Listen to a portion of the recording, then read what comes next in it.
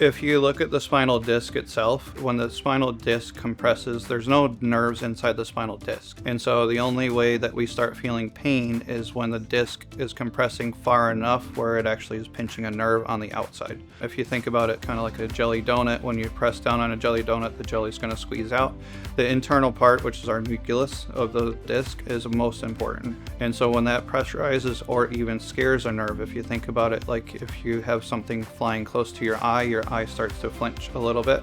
The same thing happens in our back. So our paraspinal muscles, our psoas muscles, they're very, very strong spinal muscles.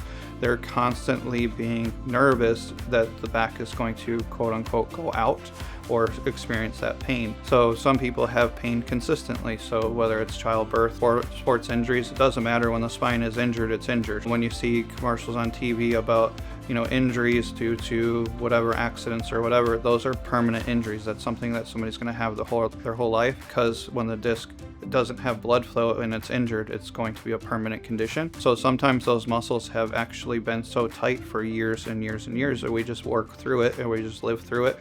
On MRI, we can actually see where the muscle itself that's protecting the spine, it's really red muscles. So we think about it kind of like a filet mignon, where if someone's in pain for a long period of time, that muscle will marbleize and turn to fat. And so actually it more looks like a ribeye on MRI. And so you can tell that, especially as people get older, back pain situations or the disc related issues are a lot more detrimental to them, because they lose their protection of that muscle because the muscle has turned to fat. And so now the spine's pretty much on its own. Up until now, with the laser and the decompression together, the only options were surgical or injections.